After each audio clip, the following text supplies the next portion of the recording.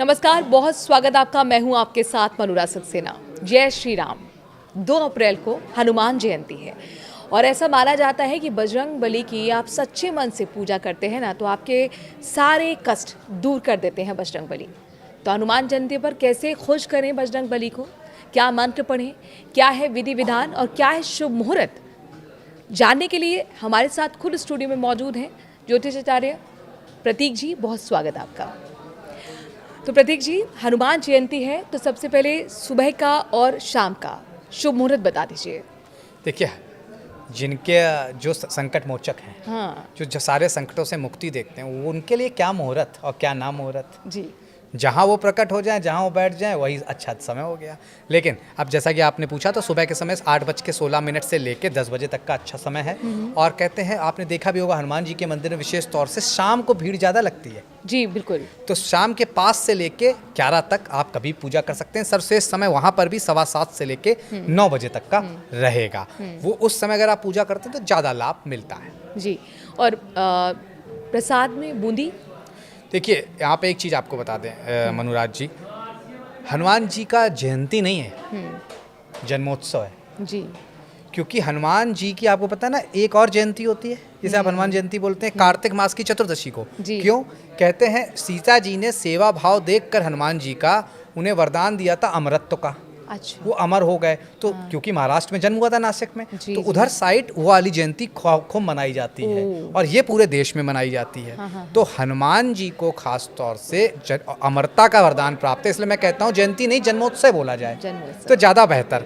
तो जन्मोत्सव है 2 तारीख को, और यहाँ पे भी 1 और 2 का कन्फ्यूज़न है, क्योंकि 1 तारीख को दोपहर से पूर्णिमा लग रही है। अच्छा, इसमें भी कन्फ्यूजन आ गया जी, वो तो जरूरी है ना। अगर वो नहीं होगा तो आप हमें लोगों को बुलाएंगे नहीं। तो फिर 2 तारीख को ही मनाया जाए, कंफर्म है? तो या एक को भी कुछ लोग बना रहे हैं? हम कंफ्यूजन दूर करने के लिए हैं। देखिए, ये कहीं ना कहीं एक गलत ट्रेंड सेट कर दिया है। क्यों? पहले 2 तरह के पंचांग होते थे मनुराज जी। एक होता था उज्जैन से निकलता था, दूसरा काशी से, और एक होता था मतलब उधर दक्षिण भारत के लिए, क्योंकि सूर्य का फर्क आ जाता था। एक होता था पूरा काशी से लेके हम जहाँ बैठे यहाँ तक के लिए। उत्तर भारत। अब क्या है, चिंटू मिंटू संटी बंटी सब गली गली में पंचांग छाप रहे हैं। तो अब क्या हो रहा है, कोई पूर्णिमा 2 घंटे इधर कर दे रहा है, कोई उधर कर दे रहा है। तो इन पंचांगों की वजह से ही समस्याएं हैं। तो पूर्णमासी की अगर बात करें, उदया तिथि के अनुसार हनुमान जी की जयंती चैत मास की पूर्णिमा, हनुमान जन्मोत्सव 2 तारीख को ही मनाया जाएगा। जी। 2 तारीख को शुभ मुहूर्त की भी बात हो गई, अब पूजा का विधि विधान भी बता दीजिए। देखिए, विधि विधान सबसे ज़्यादा जरूरी है शुद्धि। हनुमान जी ब्रह्मचर्य का पालन करते हैं, तो मांस मदिरा से दूर रहिए।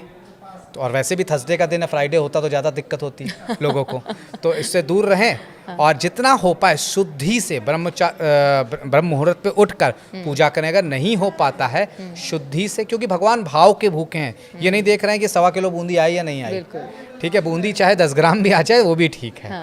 लेकिन भगवान भाव के भूखे हैं, तो आप उठकर कल्याण करें। किनका? बंदरों की सेवा करें जो उनके प्रिय हैं, बच्चों की सेवा करें, वो बच्चे जिनको भोजन भी 2 टाइम नहीं मिल पा रहा है उनको भोजन कराएं, भंडारा कराएं। पूजा पाठ में खास तौर से शुद्धि का बहुत ख्याल रखना है। उस दिन किसी भी तरह के इस तरह के पदार्थ का सेवन नहीं करना है, और आपको हो पाए तो बंदरों को केला और हनुमान जी को बूंदी का प्रसाद जरूर चढ़ाएं। और हमारे शास्त्र में भी दान पुण्य का तो बहुत महत्व हमेशा से ही रहा है, उसके लिए तो कोई दिन भी डिसाइड नहीं है। हर दिन आप बस सच्चे भाव से आप ये सब करिए। अच्छा प्रतीक जी, चूँकि आपने यहाँ पर बताया कि जन्मोत्सव है हनुमान का, तो कोई खास मंत्र भगवान हनुमान को खुश करने के लिए? देखिए, हनुमान जी के लिए तो आप सिर्फ जय श्री राम और जय हनुमान ही कहते हैं, क्योंकि हनुमान जी पहले राम को याद करते हैं। तो जय श्री राम और जय हनुमान का ही आप पाठ करते रहिए। लेकिन खास मंत्र ओम हम हनुमते नमः, ओम हम हनुमते नमः, इसका 108 बार पाठ उस दिन करना चाहिए। हालांकि अगर देखा जाए किसी भी तरह की संकट मुक्ति के लिए आपको उस दिन सुंदरकांड का पाठ करना चाहिए। नौकरी व्यवसाय में कोई दिक्कत है, अप्रेजल टाइम भी आ रहा है मनुराज जी, जी, तो निश्चित तौर पर आपको सुंदरकांड का पाठ कर लेना चाहिए। उसके अलावा अगर आपको विवाह में दिक्कत है, हनुमान चालीसा का पाठ करिए। कोई मनोकामना पूर्ति करनी है जो आपके मन नहीं हो पा रही थी पूरी, तो बजरंग बाण का पाठ कर लीजिए। और सबसे सिंपल ओम हम हनुमते नमः, जो ना कर पाए ये सब, वो इसका पाठ करें। बिल्कुल, ये सबसे आसान है और बहुत झटपट, अगर आप जल्दी में भी हैं तो भी आप सच्चे मन से इस मंत्र का जाप कर सकते हैं। कोई शुभ संयोग भी बन रहा है? निश्चित तौर पर जिस दिन हनुमान जी हों, पूर्णमासी का दिन है, हाँ। क्योंकि उसी दिन हर साल मनाई जाती जी। है, तो संयोग अपने आप में अच्छे योग बने हुए हैं, सर्वार सिद्धि योग बना हुआ है। तो आप खास तौर से इस योग में, इसलिए मैं कह रहा हूँ चने का भी भोग लगाइए हनुमान जी को, चने का दान करिए, क्योंकि मंगल मीन राशि में जा रहे हैं मनोराज जी, जहाँ शनि मौजूद जी। हैं, और शनि और मंगल कहीं ना कहीं, शनि और राहु अंगारक योग होते हैं। शनि और मंगल खास तौर से अंगार तो नहीं उठेंगे, अब जैसे जो अंगार उठ रहे हैं ईरान और इजराइल में, वो थमेंगे थोड़े से 2 तारीख से, लेकिन अच्छा, थमेंगे, वो थमेंगे थोड़ा, लेकिन कहीं ना कहीं इशू अभी भी रहेगा, क्योंकि शनि के साथ हैं। शनि और मंगल दोनों ही एक चीज दिखाते हैं। मंगल क्या है, सिलेंडर ही नहीं है ऐसे लाल वाला, मंगल उसके अलावा गैस भी है, एनर्जी भी है, और शनि कोयला है, तेल है, शनि मंगल का प्रयोग तेल में भी होता है। तो निश्चित तौर पर इन सब के दाम अगले 2-3 महीने बढ़ेंगे जी। अब राशियों की अगर हम बात कर लें कि ये शुभ संयोग जो बन रहा है वो किन राशियों पर पॉजिटिव प्रभाव डालने वाला है? देखिए, मेष, मैं पूरी राशियों की बात कर लेता हूँ जी। तो मेष लग्न, मेष राशि वालों आपके 12वें भाव में होंगे, पैसे का नुकसान हो सकता है, कर्ज लेन देन से बचना होगा। वृषभ लग्न, वृषभ राशि वालों आपके 11वें भाव में होगा, राजनीतिक सत्ता मिलेगी, चुनाव आ रहे हैं, लाभ भी मिल सकता है, बड़ा पद मिल सकता है। मिथुन लग्न, मिथुन राशि वालों 10वें भाव में होने की वजह से करियर में उत्थान आएगा, अप्रेजल आपका अच्छा हो सकता है। कर्क लग्न, कर्क राशि वालों भाग्य भाव में होने की वजह से विदेश यात्रा होगी, पैसा रुपया आएगा, अधिकारियों का सहयोग मिलेगा, लेकिन 9वां भाव पिता का होता है, पिता से अगर आपने रिश्ते अच्छे नहीं है तो कर लीजिए, अगर उनकी बात नहीं सुनी तो नुकसान भी हो सकता है। सिंह लग्न, सिंह राशि वालों इनको सबसे ज़्यादा सचेत रहना है मनोराज जी, इनको खास तौर से चोट लग सकती है। अष्टम भाव ससुराल का है, कोर्ट कचहरी हो सकती है, ससुराल पक्ष से विवाद हो सकता है। कन्या लग्न, कन्या राशि वालों पति पत्नी के थोड़े बहुत झगड़े हो सकते हैं, और व्यापार में कोई चीट कर सकता है। तुला लग्न, तुला राशि वालों लाभ की स्थिति है, 6ठा भाव शत्रु का नाश होगा, बीमारियों का नाश होगा, नौकरी का भी है, नौकरी में लाभ मिलेगा। अब बात कर लेते हैं वृश्चिक लग्न, वृश्चिक राशि वालों 5वें भाव में होने की वजह से जो माताएं बहनें कंसीव नहीं कर पा रही उन्हें थोड़ा और डिले हो सकता है, जिन्होंने कंसीव कर लिया उन्हें ज़्यादा सुरक्षा देनी होगी अपने गर्भ को। 5वें भाव में होने की वजह से शिक्षा में भी अवरोध होगा। अब बात करें धनु लग्न, धनु राशि वालों माता को कष्ट हो सकता है, घर में लड़ाई झगड़े बढ़ेंगे। मकर लग्न, मकर राशि वालों 3 भाव में होने की वजह से पैतृक संपत्ति में विवाद, भाई बहनों से विवाद।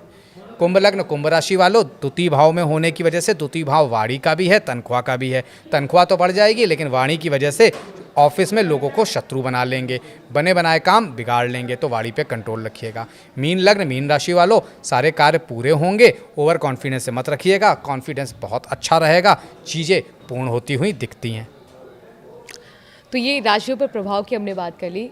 कुछ अगर छूट रहा हो थाली में पूजा के वक्त, क्या क्या हमें रखना चाहिए भगवान हनुमान को देखिए, प्रसन्न लाल करने कलर लिए? के फूल, गेंदे का फूल हो चाहे लाल कलर का कोई भी फूल हो, थोड़ा सा आप हो पाए बेसन से बनी हुई कोई मिठाई, बेसन के लड्डू या बूंदी वो रखिए, घी का दीपक जलाइए, धूप दिखाइए, अगरबत्ती का मैं विरोध करता हूँ, धूप बत्ती दिखाइए। उसी के साथ साथ हो पाए तो कुछ इलायची रख लीजिए और चना रख लीजिए। इन सबसे भोग आपको लगाना है भगवान को।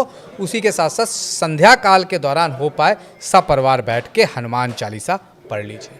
और हम यही उम्मीद करते हैं, भगवान से प्रार्थना करते हैं कि संकट मोचक आपके सारे संकट दूर कर दें। आप सभी को हनुमान जयंती की, हनुमान जन्मोत्सव की बहुत सारी शुभकामनाएं। नमस्कार।